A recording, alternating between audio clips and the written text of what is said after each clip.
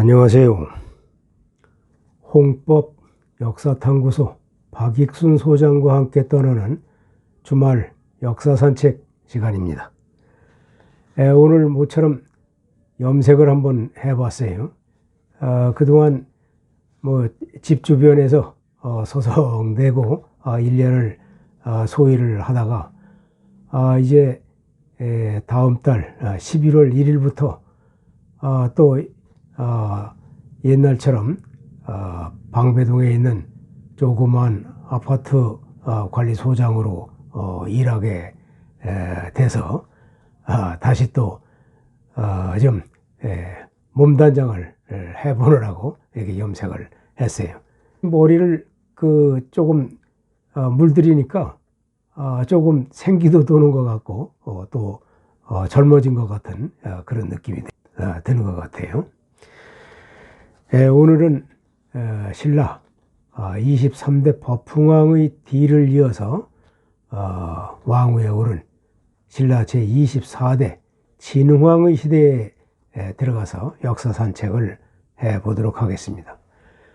진흥왕은 우리가 다 아다시피 신라의 영토를 가장 넓힌 그런 정복군주예요. 마치 이제 고구려의 광개토 대왕이나 장수왕, 그리고 백제 근초고왕에 비길 만한 그런 임금이라고 볼 수가 있어요.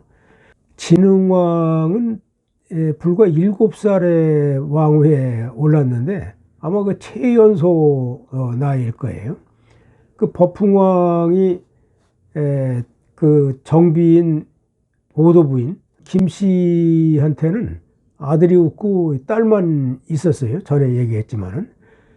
그리고 이제 백제 동성왕의 딸을 후궁으로 맞아가지고 거기서 아들 하나 딸 하나를 낳았지만은 역시 그 이제 신라 그 화백에 의해서 성골진골이 아니면은 당시에는 왕위에 오를 자격이 없었기 때문에 풍왕의 후궁이 낳은 아들이 있었지만은 그 왕위에 오르지 못하고 법흥왕의 동생인 입종 갈문왕의 아들이 왕위에 오르게 됐어요. 이 사람이 이제 진흥왕이지. 그 법흥왕의 동생의 부인이 누구냐면 법흥왕의 딸이야. 그러니까 법흥왕의 동생과 법흥왕의 딸이 같이 부부가 돼서 사는 거지. 옛날 신라 시대는 거기가 이제 그렇게 근친혼이었으니까. 그러니까 이제 법흥왕의 동생의 아들이라는 점에서 보면 이 진흥왕은 법흥왕의 조카야. 근데 법흥왕의 딸의 아들이라는 점으로 봐서는 법흥왕의 애손자가 되는 거지. 조카이면서 애손자가 바로 진흥왕이고, 이 진흥이 불과 7살에 왕위에 올랐다. 그래서 이제 7살에 왕위에 오르니까 그러니까 진흥왕의 어머니 지소부인, 법흥왕의 딸이지, 지소부인이 섭정을 하게 됐는데 540년 진흥이 왕이 되던 그 첫 해에는 그 지소부인 태후가 그 민심을 안정시키기 위해서 사면령을 내려서 제수를 방면을 했어요. 그리고 이 문무 관직을 전부 한 등급씩 다 올려줬어. 이래서 이제 민심을 딱 안정을 시켰고, 그 다음에 541년에는 그 법흥왕 말기서부터 이 가장 중요시되는 병부령을 공석으로 놔뒀었어. 그 병부령이라는 게 지금으로 말하면 국방부 장관 아니겠어요? 그 병부령 자리에 그 전에 지증왕 때 우산국을 정벌한 울릉도를 정복한 이사부를 병부령에 임명을 했어. 병부령에 임명을 하고 그리고 이제 그 544년에는 그 법흥왕 때 시작을 해서 완공을 못한 흥륜사 때문에 그 2차돈이 순교도 하고 법흥왕이 2차돈의 순교를 기화로 해가지고 아주 왕권을 강화했다고 그랬잖아요. 그 흥륜사가 진흥왕 때 비로소 544년에 완공이 됐다고 그래요. 몇 년 있다가 548년에 이제 고구려에서 백제의 그 독산성을 침략을 해. 독산성이 지금 이제 오산에 있는 독산성이에요. 그때 이제 백제의 성왕이 그 나제 동맹을 맺었을 때니까 신라에 원군을 요청을 했고, 진흥왕은 성왕의 지원 요청에 기꺼이 3,000명의 군사를 보내서 이 독산성의 고구려군을 격퇴시킨 일이 있어요. 그리고 나서 2년 후에 고구려가 또 백제를 다시 또 쳐들어와요. 백제에 쳐들어와서 백제의 그 도살성, 지금 단양이지, 도살성하고 금현성이라고 해서 이 제천이 금현성을 점령을 해. 백제가 이제 신라의 원군을 청할 여지도 없이 고구려한테 일방적으로 점령을 당해. 이 도살성과 금현성을. 그런데 이제 이 고구려군이 점령을 한 뒤에 신라의 이사부 장군이 가서 그 땅을 다시 찾아. 사실은 백제가 고구려에게 빼앗긴 땅이지만 다시 신라가 쳐들어가서 이 도살성과 도살성과 금연성을 빼앗으니까 뭐 불과 얼마 안 돼 가지고 어떻게 말하면 이 백제 땅을 신라가 간접적으로 빼앗은 결과가 되지. 그러나 성왕으로서는 그 우리 땅이니까 돌려주십시오 할 수가 없는 거예요. 같이 연합을 해서 그때 공격을 했으면 괜찮은데 이미 백제가 빼앗긴 땅을 신라가 공격을 해서 뺏은 거니까 이건 신라 땅이 된 것이지. 이래서 신라의 영토가 차츰차츰 이제 넓혀지는 그런 계기가 된 거예요. 551년 3년 후에는 백제의 성왕과 신라의 그 진흥왕이 연합을 해서 이번에는 이제 아주 맘먹고 고구려를 쳐 올라가요. 근데 그 당시 고구려는 북쪽에 그 돌궐족이 돌궐족이 강성해져 가지고 돌궐족이 자꾸 쳐들어오고 있기 때문에 이 돌궐족에 대한 그 방어를 하느라고 남쪽에 신경을 쓸 겨를이 없어. 그러니까 신라나 백제가 이것을 틈타 가지고 쳐 올라간 거예요, 사실은. 그런가 하면은 그 고구려에서는 그 내정이 또 아주 시끄러워. 그 안원랑이 첫째 부인, 둘째 부인, 셋째 부인이 있었는데 첫째 부인한테는 아들이 없어. 그리고 둘째 중부인한테 추군이라고 하는 아들이 있고 셋째 부인한테는 세군이라는 아들이 있어. 그 이제 신하들이 둘째 부인 편에 붙은 사람, 셋째 부인에 붙은 사람을 해서 추군 세력과 또 세군 세력, 신하들과 애처까지 가담을 해가지고 아주 이 태자파들끼리 서로 싸우느라고 그 내정, 국내 사정이 아주 형편이 없이 돌아갔단 말이지. 그러니까 밖에서는 돌궐과의 싸움 때문에 정신이 없고 또 안에서는 이 태자를 둘러싸고 말이지 둘째 부인파, 셋째 부인파와 추군파, 추군파, 세군파가 서로 나뉘어가지고 당정을 일삼고 있었단 말이지. 이러니까는 남쪽에서 백제와 신라가 공격을 해온다고 하더라도 거기 대항할 그런 여력이 없었던 거예요. 그러니까 이제 백제와 신라가 맘 놓고 쳐 올라가서 한강 유역을 다 차지해버린 거예요. 그래 한강 유역에 여섯 개 군, 원래 백제 땅인데 고구려한테 뺏겼던 그 6개 땅인데 그 한강 유역에 그 한강 하류 이 6개 군은 백제가 차지하고 강원도 쪽으로 해서 그 한강 상류의 10개 군은 신라가 쳐들어가. 자, 이렇게 해서 이제 한강 유역을 이제 백제와 신라가 다 장악을 한 이후에 이 백제의 성왕은 이 광개토 장수왕 때 자기 그 선조 계로왕이 장수왕한테 잡혀 죽고 아주 치욕을 받았단 말이지. 성왕의 입장에서는 차제에 평양까지 들어가서 아예 고구려 처부수자 말이지. 그런데 신라로서는 가만히 보니까 이 백제가 너무 강성해지면은 신라가 또 위태롭게 되었거든. 그래서 미온적으로 있다가 이 진흥왕이 그 고구려에 사신을 보내가지고 사실 백제에서 이렇게 나오는데 우리로서는 고구려를 더 이상 괴롭힐 생각이 없다. 이러니까 뭐 고구려의 그 안원왕 이 사람은 내적으로 아주 골아픈데 신라가 그렇게 주판을 던지니까 손을 꽉 잡았단 말이지. 그건 미략이야. 사실은 백제하고 신라가 동맹간 군사동맹을 맺고 있는데 신라하고 고구려가 은밀히 뒤로 손을 잡은 거야.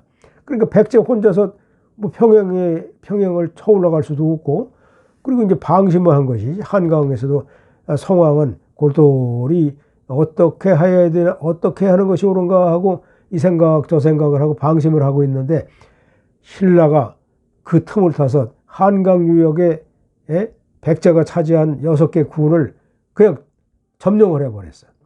성왕으로서는 뒤통수를 맞은 거 아니에요? 근데 성왕은 분노는 되지만은 그 성왕은 그 당시에 뭐 50이 넘은 그 노인이지 그 당시에. 근데 이 진흥왕은 봐야 이제 한 20대야. 지금 성인한다고 해서 신라하고 맞붙어 싸운다는 것은 사세가 좀 역부족이란 말이지. 그래서 힘을 기를 때까지 유화 정책을 펴. 그 자기의 딸 소비 부여씨를 진흥왕한테 시집을 보내. 그러니까 진흥왕이 사실 성왕의 사위가 된 거지. 그러나 성왕과 진흥왕, 성왕이 진흥왕한테 딸을 보낸 것은 정말로 그 사위로 인정해서가 아니라 너 신라에 들어가서 이 신라의 그 내적을 한번 염탐을 해보라 하는 그런 오다를 줬을 거예요 말이지. 그리고 나서는 이제 그 성왕은 외국에 사신을 보내서 군사 지원 요청을 하고, 또 금관가야는 이제 법흥왕 때 신라에 복속을 했지만은 대가야가 아직 살아있어요. 대가야는 그래도 이 백제하고 사이가 좋단 말이지. 그래 대가야와 왜군을 끌어들여 가지고 이제 신라를 칠 계략을 꾸미고 있는 거예요. 그러다가 이제 554년에 드디어 이제 그 지금 땅 옥천 땅이지. 옥천이 이제 관산성이라고 하는데 이 관산성에서 신라군과 백제군이 크게 부딪히는 그런 싸움이 벌어져. 그 성왕으로서는 좀 아직 때가 되지는 않았다 이렇게 생각을 하는데, 그 성왕의 아들 부여창이지. 나중에 위덕왕이 됐지만은 이 부여창이 진흥왕보다는 이제 그래도 몇 살 더 우인데 아주 젊은 패기에 장수를 이끌고 내가 가서 이 우리 그 한강 유역 6개 군 빼앗긴 그 분풀이를 내가 하고 말겠다고 말이지. 그 군사를 몰고 관산성으로 쳐들어가는 거예요. 그 원로 대신들이 다 반대를 했어. 아직은 이렇게 둔한 마음으로다가 전쟁을 해서는 안 된다. 좀 인내를 가지고 조금 힘을 기른 다음에 쳐들어가는 게 좋겠다. 그렇지만 그 젊은 패기를 가지고 너무 그냥 과격하게 몰아붙이니까 아버지 성왕으로서도 그 아들 편을 그냥 들어주고 말았어요. 그게 나중에 위덕왕이 되는 그 태자 부여창이 군사를 이끌고 이제 관산성으로 출전을 했는데 처음에는 아주 대승을 했죠. 그런데 이때에 그 신라에는 이사부라고 하는 아주 유능한 장수가 있고, 또 이제 한강 지역을 지키던 김무력이라고 하는 그 장수가 있어. 김유신의 할아버지이면서 이 진흥왕의 또 사위이기도 해. 이 김무력이 관산성에 싸움이 붙었다는 소식을 듣고 이제 남쪽으로 군사를 이끌고 오는데 마침 그때 성왕, 백제 성왕이 아들 그 부여창이 조금 사세가 불리하게 돌아간다는 소식을 듣고 아들을 위로하기 위해서 소수의 정예병을 이끌고 관산성으로 가는데 그때 그 김무력 장수하고 마주친 거예요. 그래가지고 그 소수의 병력하고 김무력의 군대하고 마주쳐가지고 성왕이 거기서 사로잡혀가지고 죽게 돼 있어. 사로잡혀가지고 목이 잘렸어. 그 목은 성왕의 목은 왕실의 그 주춧돌 밑에다가 파묻었다고 그래. 그리고 몸뚱아리만 백제로다가 돌려보냈단 말이지. 그 백제에서도 참 위덕왕이 이제 그 부여창이 왕위에 올라서 이제 위덕왕이 됐지만은 분하기는 하지만은 어쩔 도리가 없어. 그 성왕이 참 그 공주 웅진에서 사비 천도까지 해가지고 아주 백제 중흥을 위해서 상당히 노력을 하고 성과도 올린 그런 임금인데 그 아들이 너무 과격하게 나가다가 망쳐버렸단 말이지. 그러니까 이제 위덕왕 부여창이 왕위에 올라서 위덕왕이 됐는데 이 위덕왕은 그 아버지가 자기 때문에 죽었다는 그 죄책감에 신라의 공격도 제대로 못하고 힘도 없고 이렇게 침체에 빠져서 점차 이제 백제가 멸망하는 길로 가버린 거죠. 이제 진흥왕과 백제 성왕이 이런 상황까지 가니까 백제와 신라가 100년 동안 맺어온 그 나제 동맹, 군사 동맹이 다 깨져버린 거예요, 이제. 그리고 백제와 신라는 이제 원수 관계가 되고 오히려 신라가 그냥 자꾸 이 영토가 넓어져 가지고 차제의 그 백제 편을 들었던 대가야도 이사부가 멸망을 시키고 이제 북쪽으로 쳐 올라가 가지고 함경도 지방까지 다 신라가 장악을 해버렸어요. 그래서 이제 그 진흥왕이 그 곳곳에 국경의 그 점령한 지역에다가 순수비를 세웠는데 유명하죠. 북한산비가 제일 먼저 세워졌고 그 다음에 이제 함경도 지방 함주의 황초령비, 또 이원의 마운영비, 또 창녕의 척경비 이렇게 순수비를 세워놓아 가지고 지금까지 그 인구의 해자되고 또 유물로 남아 있기도 하죠.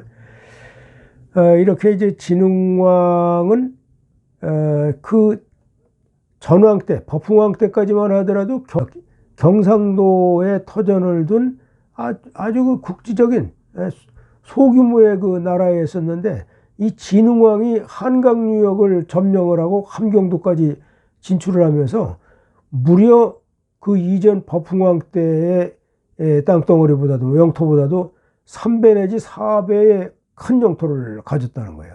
그리고 무엇보다도 한강 유역을 점유를 하니까 지금의 화성 거기에 이 당항성이라고 하는 그 무역항이 이제 중국 선동반도하고 가깝단 말이지. 그래서 수나라, 당나라하고 무역을 하고 외교를 벌이면서 그전에는 이 백제나 고구려를 통하지 않고는 이 중국 대륙에 건너갈 수가 없었단 말이지. 근데 이제는 한강 유역을 점령해가지고 마음 놓고 이제 중국하고 교역을 하는 그런 상황이 벌어져서 이게 이제 이 법흥왕 때에서부터 시작이 돼가서 진흥왕 때에는 신라가 삼국 중에서 가장 강성한 국가로 태동을 하게 됐어요. 이렇게 진흥왕은 7살밖에 안 된 시절에 왕위에 올랐지만은 이제 18살이 되는 551년부터는 자기 마음대로 이제 그 친정 체제를 갖춰가지고 영토를 넓히고 또 그동안에 이제 그 이사부 장군을 중용을 해가지고 많은 권한을 위탁을 했지만 많은 권한을 위임을 했지만은 이제 이사부가 이제 늙어가니까 그 김무력과 같은 신진 장수들을 대거 발탁을 해가지고 세대 교체를 시키는 그런 정책을 시행을 했어요. 그리고 이제 이렇게 이 국방만 신경을 쓴 것이 아니고 내치에서도 이사부의 건의에 의해 가지고 545년에는 그 거칠부라고 하는 관리에게 명을 해가지고 신라의 그 국사를 편찬을 해요. 이 거칠부는 젊은 시절에는 승려였었다고 그래. 승려였었고 고구려의 그 승려인 해량, 그 해량의 그 강론을 듣고서 아주 거기에 심취를 해가지고 신라에 들어와서 대하찬이라고 하는 벼슬을 했고, 그 국사를 편찬을 한 이후에는 파진찬으로 아주 성격 일약 승진을 했어. 그리고 이제 진흥왕이 죽고 그 아들 진지왕 때는 상대등이라고 하는 수상자리까지 올라간 사람이에요. 이 사람이 이제 신라의 국사를 편찬을 했고, 또 이 법흥왕과 마찬가지로 불교를 장려해서 황룡사라고 하는 아주 아름다운 절을 짓고, 거기에 인도 아소카 왕이 보냈다고 하는 철과 금으로다가 장육존 불상, 아주 굉장히 큰 그런 거대한 불상을 만든 그런 신라의 3대 국보라고 하는 거대한 그 불상을 만든 왕으로도 유명하죠. 그리고 이제 그 신라 삼국통일의 주춧돌이 된 그 화랑도도 역시 그 진흥왕 때 창설이 된 거예요. 그리고 이제 불교 장려에 대해서 얘기했지만 고구려의 승려 해량을 국통으로 삼고, 그리고 이제 그 외교적으로서 이제 당왕성을 확보해가지고 중국과 직접 외교를 했다고 했고,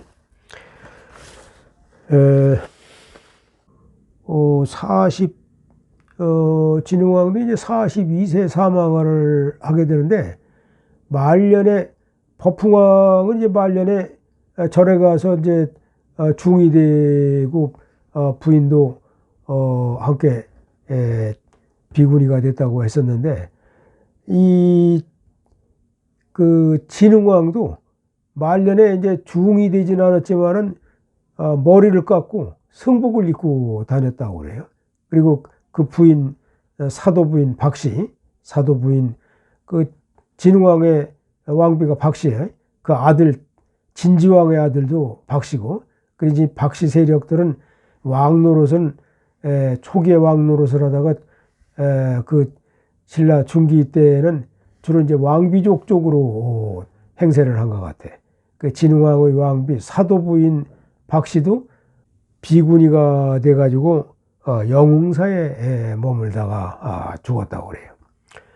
이 진흥왕은 아들이 셋이 있었는데, 첫째가 동륜태자, 둘째가 사륜, 셋째가 있고 그랬는데, 첫째 동륜태자는 승려가 됐는데 좀 일찍 죽었다고 그래. 진흥왕보다 더 먼저. 그래서 둘째인 사륜이 왕위를 물려받았는데, 이 사람이 바로 진지왕이야. 그런데 이제 다음 주에 다시 얘기하겠지만, 이 진지왕은 좀 행실이 좀 난폭하고 좀 도에서 벗어나는 것 같아. 그래서 화백에 의해서 이 진지왕을 폐위를 시켰다, 이런 기록이 있어요. 지금까지 진흥왕의 영토 확장, 그리고 진흥왕의 전성기 시대에 들어가서 역사 산책을 해봤는데, 진흥왕의 아들 진지왕의 시대는 다음 주에 또 세세하게 들어가서 역사 산책을 해보도록 하고, 오늘은 여기서 끝내도록 하겠습니다.